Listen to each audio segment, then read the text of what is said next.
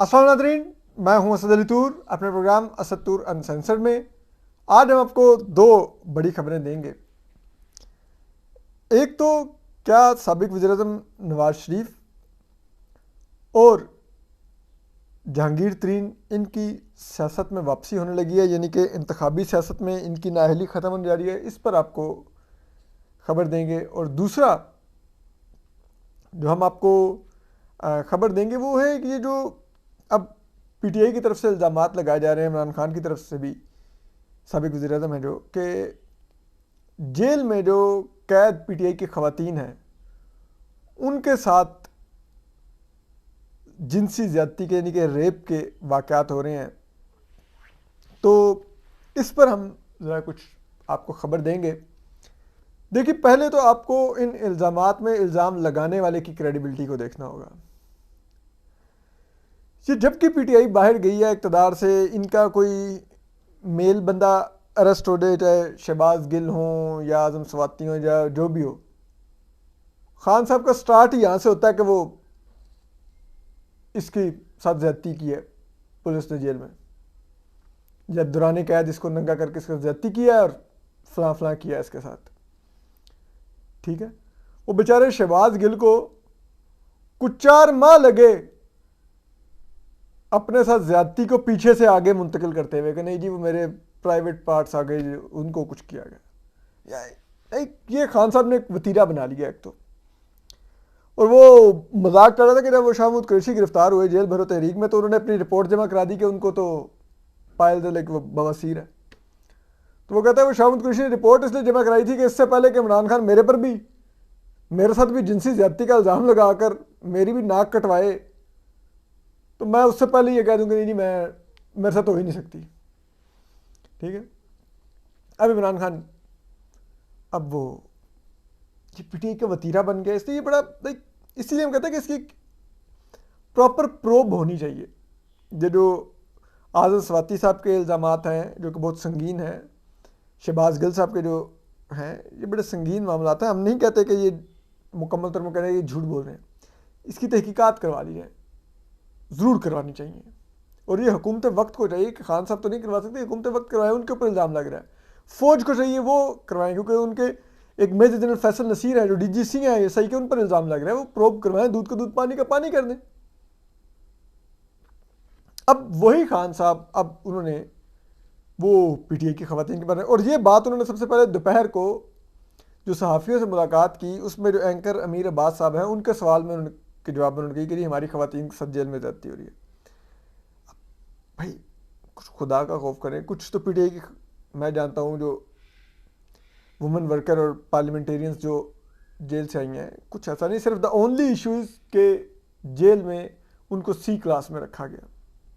इसके अलावा कोई, this is not a joke कि जेल के अंदर खातून से ज़्यादती को मजाक नहीं होता, ये नहीं हो सकता। जो जहाँ पे फीमेल प्रिजनर्स होती हैं वो जेल का सेक्शन ही लदा होता है, वहाँ पर जितना अमला ड्यूटी पे होता है वो भी फीमेल्स होती हैं। जो वार्डन्स होती हैं उस जेल की वो तमाम की तमाम फीमेल होती हैं। जो ख़वातीन को अरेस्ट किया जाता है, यहाँ पर भी इस्लामाबाद में भी जो अरेस्ट किया जाता है, आज मैं सुन रहा था वो लाहौर में भी जो खातून एसएसपी हैं वो बता रही थी कि जितनी फीमेल प्रिजनर्स थी उनको पहले रात जो रखा गया, उनको गिरफ्तार करके ले जाया गया वुमेन पुलिस स्टेशन में। अब वुमेन पुलिस स्टेशन में भी तमाम का तमाम अमला फीमेल्स होता है, कोई मर्द एहलकार वहाँ पर नहीं होता। फिर उनको जब वहाँ से कोट लखपत जेल भेजा गया, यहाँ पर अडयाला जेल भेजा गया, तो अगेन वो फीमेल प्रिजन में थी और वहाँ पर तमाम के तमाम वार्डन प्रिजन थे। तो कैसे ये ज्यादती हो सकती है? ये बहुत ही घिनौना इल्ज़ाम है और बड़ा ही इसकी ज़रूर तहकीकात होनी चाहिए। हम तो समझते हैं कि इसकी तहकीकात हो, दूध का दूध पानी का पानी हो जाए। और इन इल्ज़ामात से पैनिक होकर हुकूमत को भी प्रेस कॉन्फ्रेंस करने की जरूरत नहीं है, जो राना सनाउल्लाह साहब उस दिन रात को बैठ गए थे।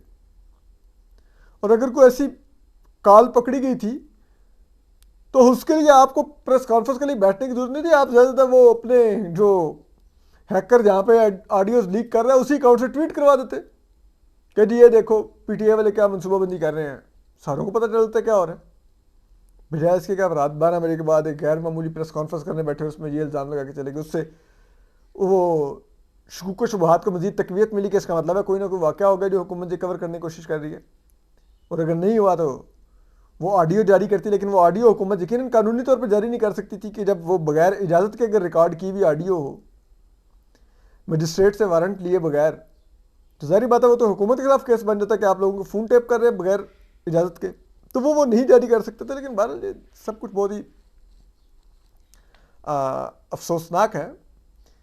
और जो भी पीटीआई की ख़वातीन जेलों में कैद हैं, ये उनके ऊपर खान साहब एक स्टिग्मा लगा रहे हैं कि वो कल को बाहर आएंगी तो लोग उनको अजीबो गरीब नज़र से देखेंगे। तो बेहतर है कि इसको प्रोब करवा के फिर कर दिया जाए।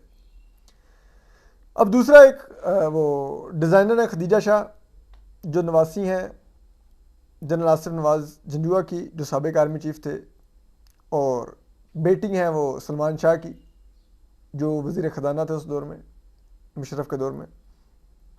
तो अब उनके लिए कैंपेन चल रही है जी कि वो तो जेल के अंदर बीमार हो गई हैं, उनका पेट ख़राब हो गया है और उनकी तबीयत नासाज है और फलान ये वो, और उनसे किसी को मुलाकात की इजाज़त नहीं दी जा रही भाई, और उनको घर से खाना भी नहीं ले जाने दिया जा रहा। पहली बात यह है कि अगर उनसे किसी को मुलाकात की इजाज़त ही नहीं है, उनकी फैमिली मिल ही नहीं पा रही, तो फिर पता कैसे चला कि खदीजा शाह जेल में बीमार है?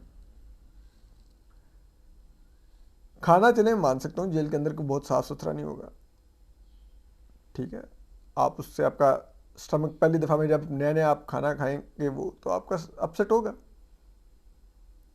लेकिन अब उसके लिए पूरी एक वो एलीट ने एक कैंपेन शुरू कर दिया खदीजा शाह के लिए। लाहौर की एलीट ने कहा है खदीजा शाह को खाना ठीक नहीं मिल रहा है, बीमार पड़ गई है, बेचारी खातून है फलानी है जी। इधर से इतनी खवातीन उठाई गई हैं जो पीटीआई की दूसरी, वो इंसान नहीं है? उनके लिए कोई इतना नहीं था रोना धोना हो रहा, ना अभी भी हो रहा है, जो अभी भी जेल के अंदर है। ये तो ना करें। खदीजा शाह साहिबा, अगर पीटीआई के दूसरे गरीब तमाम वर्कर्स जेल जा सकते हैं और मिलिट्री कोर्ट्स में उनके ट्रायल भेजे जाते हैं, तो खदीजा शाह को क्यों छोड़ा जाए? इसलिए कि वो एलीट से है, इसलिए कि उसका फौजी बैकग्राउंड है? तो वो जो दूसरी गरीब माओं के सिविलियंस के बच्चे हैं उनका क्या कसूर है? वो जो पीटीआई के वर्कर हैं, और मैं अब भी समझता हूँ उनका फौजी अदालतों में ट्रायल नहीं होना चाहिए, ज्यादती है उनके साथ। वो पॉलिटिकल वर्कर्स हैं, बहकावे में आगे इमरान खान के, उन्होंने कर दिया ये। वो 1 साल से उनकी ब्रेन वॉशिंग कर रहा था कि ये फौजी मेरे कत्ल करने की साजिश कर रहे हैं, ये मेरे साथ ये करने कर रहे हैं, ये डिस्क्वालीफाई करने देते हैं, इन्होंने मुझे निकाला है, ये मीर जाफिर मीर गद्दार। तो बच्चे बेचारे बहक गए यार, क्या हो गया? आपने टीटीपी वालों को भी तो स्वात में डी रेडिकलाइज वो सेशन चलाए थे और उनको ठीक करके वापस उनको माशरे का हिस्सा बनाया था कोई को। तो इनके साथ भी आप इसी तरह कर लें, इनको थोड़ा बेहतर कर लें, इनका साइको एनालिसिस करें, इनको इनके सेशंस करें, इनको थेरेपी करें, ठीक हो जाएंगे। बच्चे हैं बेचारे। आप पता लाहौर में, इस्लामाबाद में, पिंडी में, कई जगह पर जानता हूँ, ये बच्चों के माँ बाप 10-10 लाख रुपया लेके फिर रहे हैं कि हमारे बच्चे को छुड़वा दें, 10 लाख रुपया देने। इतनी मुश्किल है उन बेचारों से तो खड़ा नहीं हो रहा है। इमरान खान साहब ने तो एक वकील नहीं उनके लिए भेजा, पीटीआई के वकला नहीं उनके लिए पिटीशन दायर कर रहे, उनके पेरेंट्स को मुलाकातों की इजाज़त नहीं मिल रही। क्या वो इंसान नहीं है सिर्फ इसलिए कि वो सिविलियन है और खदीजा शाह सिविलियन फैमिली से नहीं है? कितना शर्मनाक है। और मुझे उनके माँ बाप पे तरस आता है, वो पीटीआई के बच्चों के माँ बाप पे, वो जो कारकुन है, वो भी पीटीआई के सपोर्टर हैं, उनके माँ बाप भी, लेकिन वो बेचारे नहीं ये डिजर्व करते कि उनके बच्चे, वो अब लाहौर में एक वो लड़का, वो जिसकी वीडियो आई हुई थी कोर कमांडर हाउस से, अब वो अच्छी खासी जॉब करता था लाखों रुपए की, अच्छा खासा पढ़ा लिखा ग्रेजुएट बच्चा, अब उसका मिलिट्री कोर्ट में ट्रायल जा रहा है। क्या इन बेचारों का नहीं कसूर? इनके साथ ना करेंगे। ठीक है, उनसे होगी गलती, वो घुस के कोर कमांडर हाउस में इधर उधर ट्विटर पर ट्रोल करते हैं। सबसे ज़्यादा मुझे लगता है उन्होंने मुझे ही गालियाँ दी होंगी जब वो ट्विटर पे होते होंगे। लेकिन मुझे, मेरी ज़ात क्या है? मैं तो आई एम नो बडी, मैं जर्नलिस्ट, मैं को हूँ नहीं हूँ, क्या मेरे लिए क्या मैटर करता है? लेकिन वो उन बेचारों के माँ बाप रुल जाएंगे। क्या फौज के लिए भी क्या ये एग्जाम्पल सेट होगी? क्या इससे फौज लोगों के दिल जीत लेगी? क्या खौफ आज तक अतात करवा सका है? खौफ अतात नहीं करवा सका। अदरवाइज सारा बलूचिस्तान आज, जिसे कहते हैं, पाकिस्तान के झंडे के रंग में रंगा गया होता। अदरवाइज आज कश्मीर में सबने भारत के साथ इल्हाक कर लिया होता तमाम कश्मीरियों ने, अदरवाइज फ़लस्तीनी इसराइल के साथ हंसी खुशी रह रहे होते। नहीं खौफ अतात करवा सकता, मत कीजिए ये। अब इसके अलावा जो दूसरी जो खबर है वो है जो अब नया जो एक्ट पास हुआ है, जो बिल जो सदर ने साइन भी कर दिया है, supreme court judgement review and supreme court judgement and order review bill. उसके तहत जो आर्टिकल 184(3) है, उसमें जो केसेस के जो फैसले होंगे उसमें अब अपील का हक दे दिया गया है दूसरी साइड को, जिनके खिलाफ फैसला आएगा। और पहले होता था कि इस फैसले के खिलाफ सिर्फ रिव्यू हो सकता था, रिव्यू का स्कोप बहुत लिमिटेड होता है, अपील का स्कोप बड़ा होता है, क्योंकि अपील लोअर कोर्ट से हाई कोर्ट आती है, हाई कोर्ट से सुप्रीम कोर्ट आती है, तो उसमें जजेस खुले जहन से तमाम केस सुनते हैं और उसके बाद वो फैसला देते हैं। रिव्यू में उन्होंने अपने दिए हुए फैसले को नजरसानी करनी होती है कि मैंने फैसला दुरुस्त दिया कि गलत दिया। तो उसमें जब तक जो मुतासरा फरीक होता है वो ये सुप्रीम कोर्ट के फैसले में कोई गलती ना निकाल के दे कि ये गलत लिख दिया आपने, तब तक सुप्रीम कोर्ट अपना फैसला वापस नहीं लेती और नए फैक्ट्स आप उसमें ला नहीं सकते रिव्यू में। वो कहते हैं कि जो हमने अपने हमारे आगे रुके थे उन्हीं फैक्ट्स में हमने फैसला दिया है, अब उन्हीं फैक्ट्स में आप बता दें हमने अगर कहीं गलती कर दी है। लेकिन अपील में ये होता है कि जज पूरा केस सुनते हैं। तो अब ये हुआ है कि 184(3) में इन्होंने कर ये दिया है कि आप उसके खिलाफ अपील कर सकेंगे और अपील जजेस पूरी उससे सुनेंगे, और अपील सिर्फ वो जजेस नहीं सुनेंगे जो जिन्होंने फैसला दिया होगा, बल्कि उस पर लार्जर बेंच बनेगा। लाइक अगर 3 मेंबर बेंच ने फैसला दिया है तो उसकी जो अपील आएगी सुप्रीम कोर्ट में 184(3) सो मोटो नोटिस में जो दिया हुआ फैसला होगा, उसमें जो अपील आएगी वो लार्जर बेंच सुनेगा, यानी कि 3 की बजाय फिर 5 जजेस का बेंच बैठेगा। जैसे कि पहले तलोर के केस में हो चुका है कि वो जस्टिस जवाद ख्वाजा और जस्टिस काजी फाइसा और वो पेशावर के हाई कोर्ट जस्टिस दोस्त मोहम्मद खान, उन्होंने पाकिस्तान में ये गैर कानूनी करार दे दिया। ये तलोर के शिकार के लिए अरबी आते थे, वो हमारी हुकूमतों ने तो अरब शहजादों को खुश करना होता है, तो वो अपील लेके पहुंच गए। उन्होंने कहा कि जनाब ये जो तलोर है ना, ये पाकिस्तान की फॉरेन पॉलिसी का एक पिलर है, जिसके लिए अरब शेख यहाँ पे आते हैं, वो शिकार करते हैं, अपनी पार्टियाँ करते हैं, सरा में बैठ के याशी करते हैं और वापस चले जाते हैं। तो हम उनको खुश करते हैं तो उसके बदले में हमें वहाँ पे लेवरेज देते हैं अरब ममालिक में। तो ये फैसला आप जो गैर कानूनी करार दिया इसको ख़त्म करें। तो अब वो साकिब निसार तो टाउट थे फौज के, जब उनको कहा गया कि यार ये रिवर्स करना, तो साकिब निसार ने वो रिव्यू उस 3 मेंबर बेंच की बजाय एक लार्जर बेंच बना के सुना, और उस लार्जर बेंच ने वो इन 3 जजेस का फैसला कालेदम करार दे दिया, और उसके बाद फिर आज तक फिर तलोर शिकार हो रहा है इस मुल्क में। तो वो उसी असूल को फॉलो करते हुए इन्होंने यहाँ पे कहा जी 5 मेंबर बेंच अब सुनेगा। अब उसमें जो दिलचस्प बात है वो ये है कि अब 60 दिन में, अगले 60 दिन में साबिक वज़ीर-ए-आज़म नवाज शरीफ और जहांगीर तरीन, ये दोनों, क्योंकि इनको लाइफ टाइम डिस्क्वालीफाई किया गया था, और लाइफ टाइम डिस्क्वालीफाई इनको किया गया था आर्टिकल 184(3) की जुरिस्डिक्शन में। अब ये दोनों पहले एक रिव्यू का ऑप्शन ले चुके हैं, अपील का नहीं। इन्होंने जजमेंट के खिलाफ रिव्यू लिया था, अब इनके पास अपील का ऑप्शन आ गया है।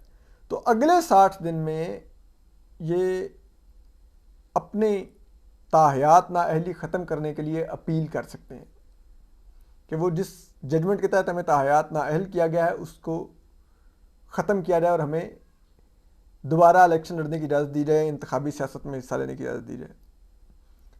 और ये 60 दिन बड़े ही क्रूशल हैं। अगर आप देखें कि अभी से ये 60 दिन अगर शुरू हो रहे हैं, क्योंकि ये आज ही सुप्रीम कोर्ट में पेश किया गया और कुछ लोग कह रहे हैं कि 26 को ये साइन हुआ था, तो अगर 26 से देखा जाए तो ये 60 दिन 26 जुलाई तक होंगे।